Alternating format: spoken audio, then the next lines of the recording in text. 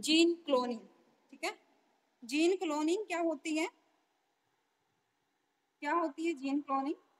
Production of multiple and identical copy of gene और DNA inside the host cell. ठीक है, मतलब host cell के अंदर हमें किसी डीएनए या फिर जीन की आइडेंटिकल कॉपी और मल्टीपल कॉपी का प्रोडक्शन करना होता है थ्रू द जीन क्लोनिंग। ठीक है, तो क्लोन वर्ड जो है या फिर क्लोन जो टर्म है उसका अलग अलग मीनिंग होगा डिफरेंट डिफरेंट पर्पज के लिए। ठीक है, अलग अलग पर्पज के लिए अलग अलग मीनिंग होगा। जैसे कि अगर जनरल पर्पज के लिए हम करते हैं तो जनरल पर्पज में हम क्या बोलते हैं? Exact duplicate copy of an original material.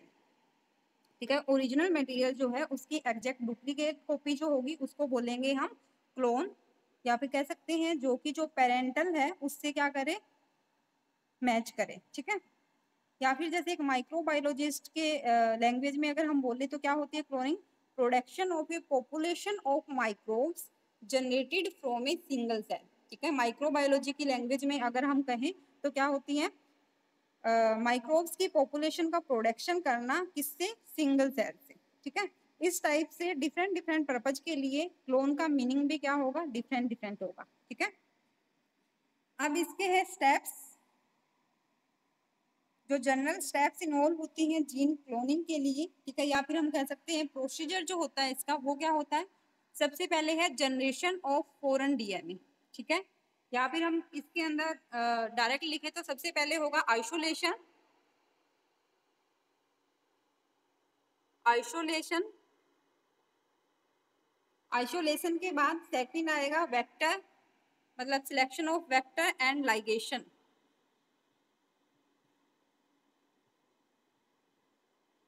ठीक है, सुटेबल जो वेक्टर होगा उसका सिलेक्शन करेंगे। उसके बाद लाइगेशन, मतलब जो फॉरेन डीएनए है या फिर डीएनए इंसर्ट है उसको हम क्या कर देंगे? लाइगेट कर देंगे। किसके साथ?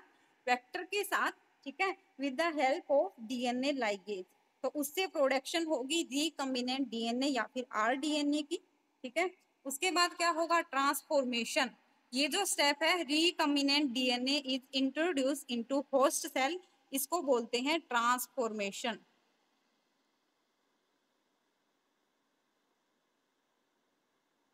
ठीक है, उसके बाद क्या होगा? ट्रांसफॉर्म होगी कोई सेल, उसके अंदर जो फॉरेन डीएनए है वो इंट्रोड्यूस होगा। ठीक है, उसके बाद क्या करेंगे हम? स्क्रीनिंग या फिर selection of transformant.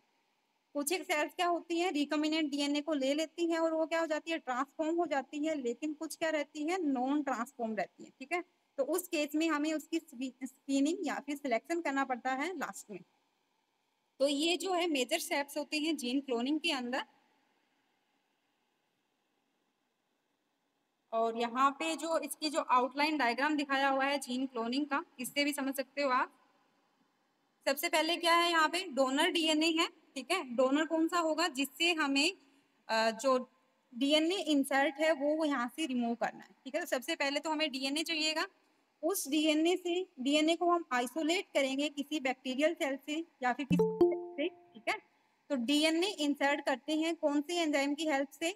Lysing enzymes की हेल्प से, या फिर जैसे लाइसोजाइम आपने पढ़ा था बैक्टीरियल सेल के लिए। ठीक है, तो वो क्या करते हैं? बैक्टीरियल सेल को डिग्रेड कर देते हैं और उससे हम डीएनए को आइसोलेट कर सकते हैं। ठीक है, डीएनए को आइसोलेट करने के बाद क्या करना है हमें?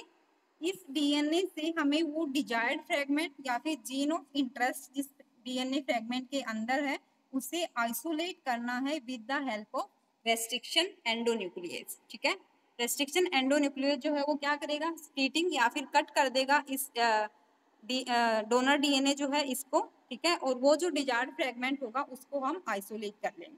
ठीक है, उसके बाद क्या चाहिए हमें? वेक्टर चाहिए। जैसे यहाँ पे प्लाज्मिड वेक्टर लिया हुआ है। ठीक है, वेक्टर अलग अलग है, प्लाज्मिड भी हो सकता है, फेजमिड हो सकता है, कोसमिड हो सकता है। ठीक है, वो डिपेंड करता है कि हमें कौन सा सुटेबल है। ठीक है, तो वेक्टर की सिलेक्शन के बाद क्या करेंगे? उसके बाद करेंगे लाइगेशन। ये हमें पैसेंजर डीएनए या फिर डीएनए इंसर्ट मिल गया और यहाँ से हमें वेक्टर मिल गया। ठीक है, अब हम क्या करेंगे? लाइगेशन। लाइगेशन मतलब जो प्लाज्मिड डीएनए है उसको भी हम सेम रेस्ट्रिक्शन एंजाइम से क्लीव करवाएंगे जो कि हमने यूज किया था डीएनए इंसर्ट रिमूव करने के लिए। यहाँ पे जो हमने रेस्ट्रिक्शन एंडोन्यूक्लियेज यूज किया था सेम रेस्ट्रिक्शन एंडोन्यूक्लियेज यहाँ पे यूज करेंगे हम इसको क्लीव करवाने के लिए। ठीक है। उसके बाद क्या होगा, लाइगेशन होगा in the presence of DNA ligase. DNA ligase की एंजाइम की प्रेजेंस में क्या होगा, लाइगेशन होगा डीएनए इंसर्ट का प्लाज्मिड के अंदर, तो उससे क्या बन जाएगा हमारा आर डीएनए या फिर रिकम्बिनेंट डीएनए। ठीक है। उसके बाद क्या है, नेक्स्ट स्टेप जो है, जो रिकम्बिनेंट डीएनए है उसको हम इंट्रोड्यूस कर देंगे होस्ट के अंदर, होस्ट सेल के अंदर। ठीक है।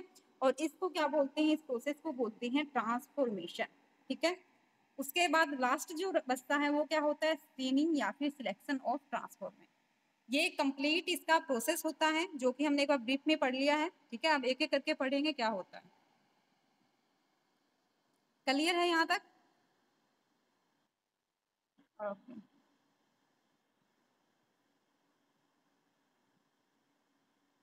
चलो पढ़ते हैं। सबसे पहले क्या है, आइसोलेशन, जीन आइसोलेशन। ठीक है।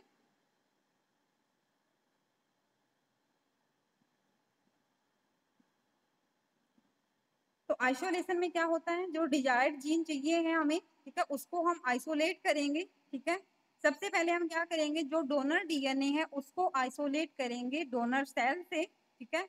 उसके लिए हम यूज करेंगे कौन सा एंजाइम, क्लीविंग एंजाइम या फिर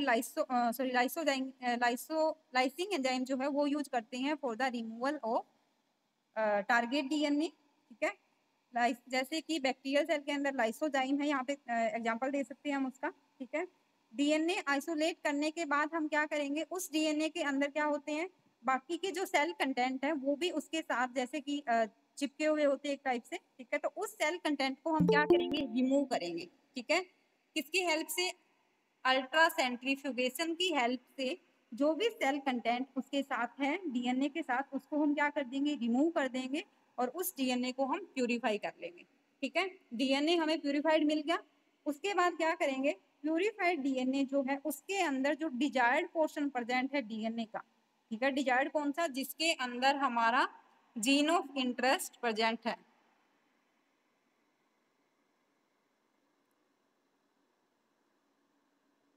जीन ऑफ इंटरेस्ट कह दो या फिर क्या बोल सकते हैं उसको, डीएनए इंसर्ट। ठीक है। उस फ्रेगमेंट को हम रिमूव करेंगे, कैसे, with the help of restriction endonuclease. ठीक है।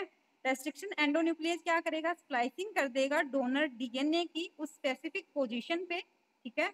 और फ्रेगमेंट में इसको कट कर देगा। ठीक है।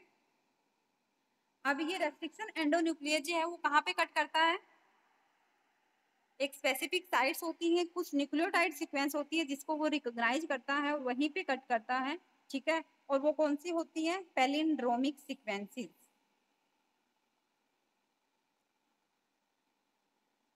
पैलिंड्रोमिक, जैसे ये यहाँ पे है टारगेट डीएनए हमारा। ठीक है।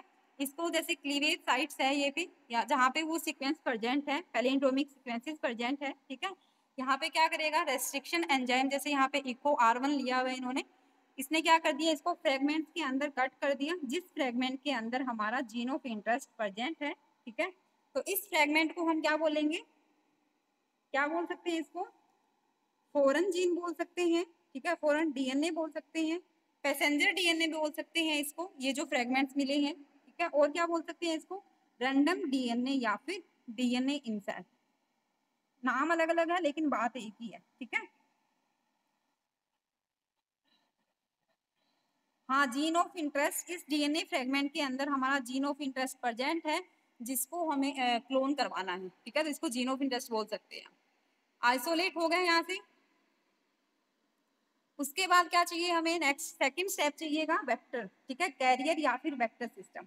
उसके लिए हम क्या करेंगे, कोई सुटेबल कैरियर या फिर वेक्टर जो है उसको हम आइसोलेट करेंगे। ठीक है। इसमें प्लाज्मिड वेक्टर भी हो सकता है, केस डीएनए भी हो सकता है, कोस्मिड हो सकता है, या फिर बाकी जितने टाइप्स के हमने वेक्टर्स पीछे पढ़े थे उनमें से कोई भी हो सकता है। लेकिन वो डिपेंड करता है किसके ऊपर, बहुत सारे फैक्टर्स के ऊपर डिपेंड करता है कि हम कौन से वाला वेक्टर चूज कर रहे हैं इस पर्पज के लिए। जैसे कि एक तो काइंड ऑफ रेस्ट्रिक्शन एंडोन्यूक्लिएज। ठीक है। कि रेस्ट्रिक्शन एंडोन्यूक्लिएज कौन सी वाला यूज कर रहे हैं हम, उसके ऊपर डिपेंड करता है वेक्टर का सिलेक्शन। और सेकंड किस पे डिपेंड करता है, जो डीएनए इंसर्ट हमें इंसर्ट करना है इसके अंदर, उसके साइज पे। ठीक है। क्योंकि हमने पढ़ा था कि पीछे वेक्टर्स के अंदर सबकी क्या होती है, क्लोनिंग रेंज अलग अलग होती है, ठीक है, और डीएनए फ्रेगमेंट का जो साइज होता है उसके बेसिस पे अलग अलग टाइप्स के हमने वेक्टर पढ़े थे, ठीक है। तो साइज पे भी डिपेंड करता है कि हम कौन से वाला वेक्टर यहाँ पे ले रहे हैं, ठीक है। उसके बाद क्या होगा, वेक्टर का सिलेक्शन करने के बाद यहाँ पे जैसे इसकी क्लीवेज साइट है, ठीक है, तो हम सेम रेस्ट्रिक्शन एंडोन्यूक्लियस से इसका क्लीवेज करवाएंगे जिससे हमने फॉरेन डीएनए का करवाया था। ऐसा क्यों? सेम रेस्ट्रिक्शन एंडोन्यूक्लियस क्यों चाहिए हमें, बता सकता है कोई, बता सकता है?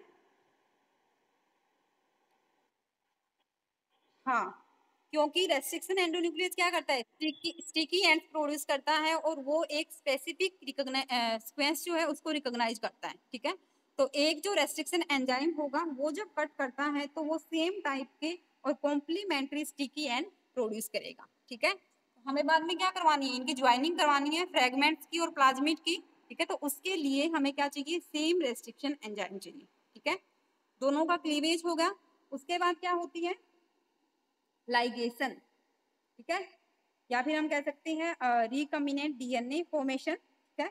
लाइगेशन में क्या आएगा, जो फ्रेगमेंट है इसको हम लाइगेट करवा देंगे किसके साथ, वेक्टर के साथ, या फिर पैसेंजर डीएनए जो है उसको हम इंसर्ट करवा देंगे वेक्टर के अंदर with the help of DNA ligase, ठीक है। यहाँ पे जो एंजाइम आएगा वो कौन सा आएगा, डीएनए लाइगेज एंजाइम, ठीक है। तो क्या थे, कॉम्प्लीमेंट्री स्टिकी एंड्स थे, यहाँ पे भी देख सकते हो आप सीक्वेंस टीटीए है यहाँ पे भी, ठीक है। कॉम्प्लीमेंट्री स्टिकी एंड्स है, ये क्या कर जाएंगे, ज्वाइन कर जाएंगे, ठीक है। और ज्वाइन करने के बाद जो हमारा डीएनए बनेगा वो कौन सा होगा, रिकम्बिनेंट डीएनए, या फिर कह सकते हैं इसको आरडीएनए। क्लियर है यहाँ तक?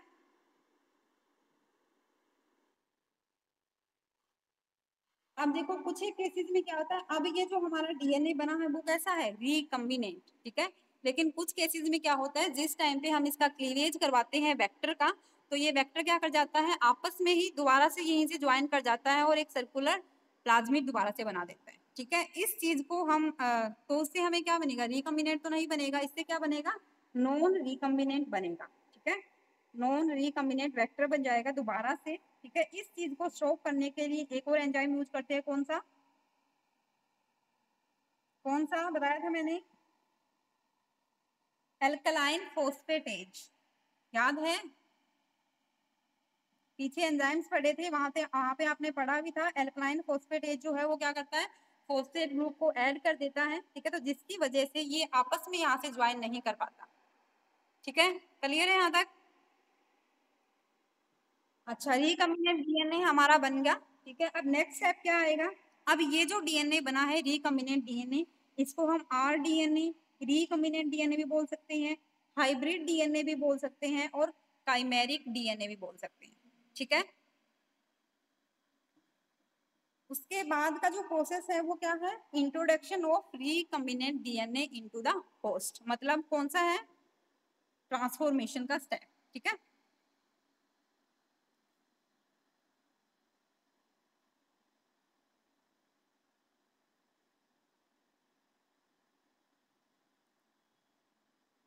अब ये जो ट्रांसफॉर्मेशन वाला जो है ये क्या है, जैसे कि बैक्टीरियल सेल के अंदर अलग होगा प्रोसीजर, ठीक है, एनिमल सेल के अंदर अलग होगा और प्लांट सेल के अंदर अलग होगा, ठीक है। Introduction of recombinant DNA into the host cell is known as transformation, ठीक है। तो जैसे बैक्टीरियल सेल के अंदर जो ट्रांसफॉर्मेशन का प्रोसेस है वो क्या है, जैसे केमिकल ट्रांसफॉर्मेशन मेथड है और इलेक्ट्रोपोरेशन मेथड है, ठीक है।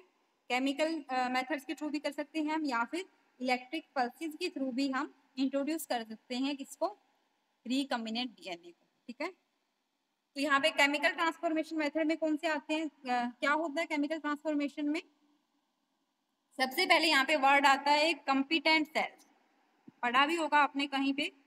कंपिटेंट सेल का मतलब क्या होता है, ये नहीं है कि कोई भी बैक्टीरियल सेल जो है वो उस डीएनए को ले ले, ठीक है, ये नहीं होता, हर एक सेल कंपिटेंट नहीं होती, उसे कंपिटेंट बनाना पड़ता है जैसे केमिकल ट्रीटमेंट के थ्रू, ठीक है। तो कंपिटेंट सेल क्या होती है, bacterial cell which is able to uptake the foreign DNA is known as competent cell, ठीक है। जो सेल बैक्टीरियल फॉरेन डीएनए को अपटेक कर सकती हैं, जिसके अंदर एबिलिटी होती है फॉरेन डीएनए को लेने की, उसको बोलते हैं कॉम्पिटेंट सेल। ठीक है। तो केमिकल ट्रीटमेंट के थ्रू बैक्टीरियल सेल को कॉम्पिटेंट बनाया जाता है। ठीक है। और कॉम्पिटेंसी जो है मतलब ability to uptake foreign DNA, ये क्या होती है, एक फिजियोलॉजिक सेट होता है जो कि क्या करता है, जैसे केमिकल ट्रीटमेंट के थ्रू हम क्या कर देते हैं, उसके बैक्टीरिया के स्ट्रक्चर या फिर परमिएबिलिटी ऑफ सेल मेम्ब्रेन जो है उसको चेंज कर देते हैं, या तो उसके स्ट्रक्चर को चेंज कर देते हैं, या फिर अगर परमिएबिलिटी उसकी चेंज कर देंगे मेम्ब्रेन की, तो वो क्या कर लेगी, बैक्टीरियल फॉरेन डीएनए को अपटेक कर लेगी। ठीक है। जैसे कि यहाँ पे हीट सोक के थ्रू कर सकते हैं हम CaCl2 ट्रीटमेंट। ठीक है। तो इस केस में क्या होता है, बैक्टीरिया जो है उसको इंक्यूबेट करते हैं डीएनए के साथ on ice cold salt solution. ठीक है। जिसके अंदर, उस सॉल्यूशन के अंदर क्या होते हैं, CaCl2 होता है। ठीक है। और उसके बाद हम उसे ब्रीफ हीट सोक देते हैं। ठीक है, 42 डिग्री सेल्सियस से। तो उससे क्या हो जाता है, वो फॉरेन डीएनए को अपटेक कर लेता है, या फिर हम कह सकते हैं कि वो सेल जो है वो कॉम्पिटेंट हो जाती है। ठीक है। नेक्स्ट है इलेक्ट्रोपोरेशन। इलेक्ट्रोपोरेशन में क्या करते हैं, इलेक्ट्रिक इम्पल्स की हेल्प से हम क्या करते हैं, जैसे कि बैक्टीरियल सेल को हम इलेक्ट्रिक इम्पल्सिस देते हैं। ठीक है। उसकी वजह से क्या हो जाता है, उसकी मेम्ब्रेन के अंदर पोर्स इंड्यूस हो जाते हैं, और इन पोर को बोलते हैं इलेक्ट्रोपोर्स। ठीक है। ये पोर अलाउ कर देते हैं किसी भी मॉलिक्यूल के पासेज के लिए। ठीक है। तो डीएनए जो है वो फॉरेन डीएनए जो है वो अपटेक कर लेती है बैक्टीरियल सेल। ठीक है। उसके बाद है प्लांट सेल के अंदर। प्लांट सेल के अंदर जो ट्रांसफॉर्मेशन है वो 2 टाइप से होती है, एक तो है वेक्टर मेडिएटेड और एक होती है वेक्टर लेस या फिर डायरेक्ट। ठीक है। तो वेक्टर मेडिएटेड के अंदर हम पढ़ेंगे एग्रो बैक्टीरियम मेडिएटेड ट्रांसफॉर्मेशन और वायरस मेडिएटेड ट्रांसफॉर्मेशन। ठीक है। और वेक्टर लेस या फिर डायरेक्ट जो है उसके अंदर हम पढ़ेंगे जैसे केमिकल मेथड है। ठीक है। और फिजिकल मेथड है। फिजिकल मेथड के अंदर भी फिर अलग अलग टाइप से आएंगे, वो सारे हम पढ़ेंगे, जैसे कि फिजिकल के अंदर से पार्टिकल बम्बार्डमेंट मेथड है, माइक्रो इंजेक्शन है। ठीक है। इसके अंदर ये सारे, और लाइपोसोम इनकैप्सिलेशन भी होता है, ये सारे मेथड हम इसके अंदर एक एक करके पढ़ेंगे। ठीक है। तो यहाँ तक क्लियर है।